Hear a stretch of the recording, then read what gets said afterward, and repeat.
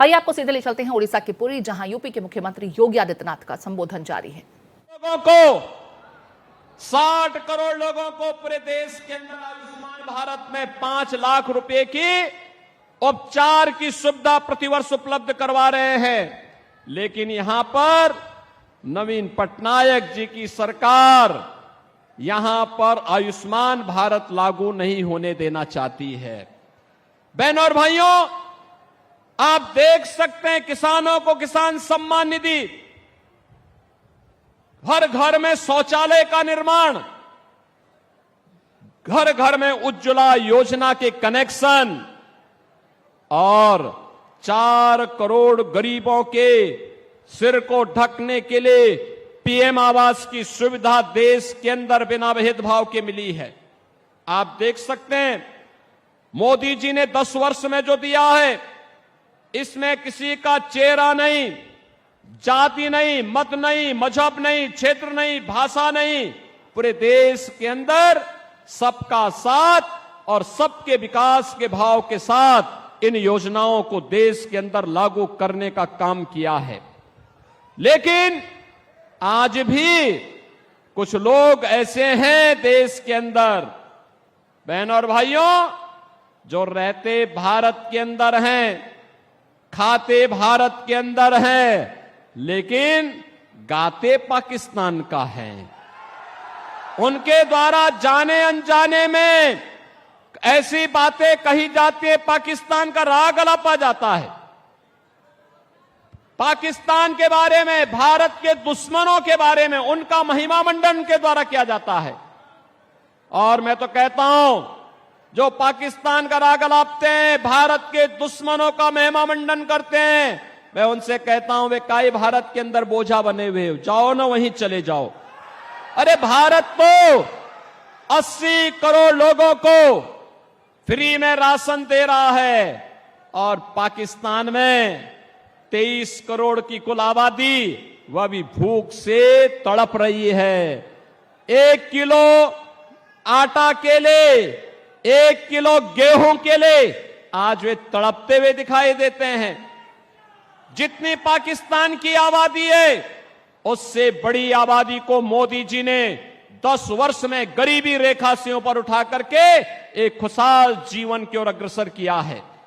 बहनों और भाइयों, मैं तो आज आपके पास आया हूं कहने के लिए, मोदी जी के नेतृत्व में सम्मान भी है, सुरक्षा भी है, विकास भी है, गरीब कल्याण भी है और मोदी जी के नेतृत्व में विरासत का संरक्षण भी है।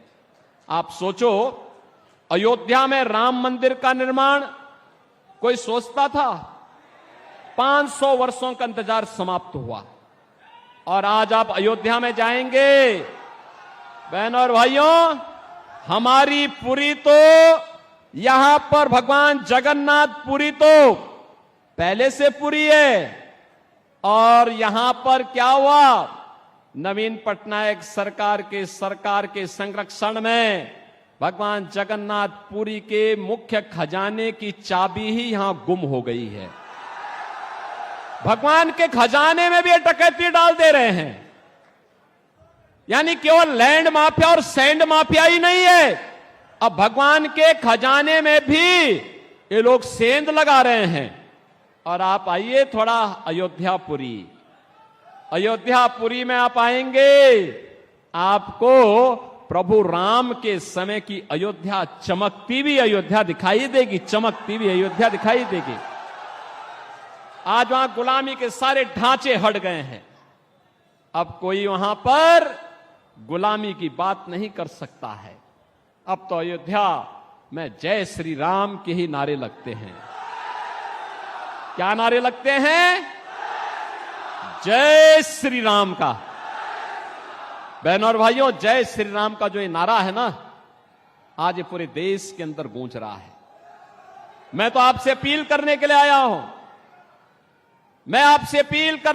हूं, देश के अंदर 5 चरणों के चुनाव संपन्न हो चुके हैं और छठे चरण में आपको भी 25 मई को चुनाव करना है।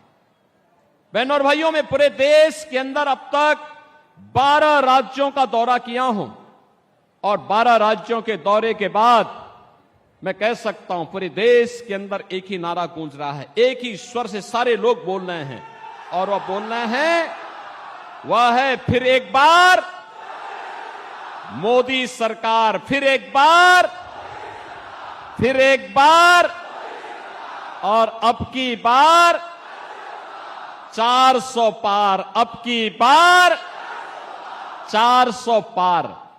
तो 400 पार की जब बात होती है तो यहां पर बीजू जनता दल को तो चक्कर आने लगता है। 400 पार कैसे होगा, क्योंकि वह तो यहां की 21 सीटों पर ही चुनाव लड़ रहे हैं। कैसे होगा मुझे बताओ, क्या ये लोग सरकार बना पाएंगे क्या सेंटर में?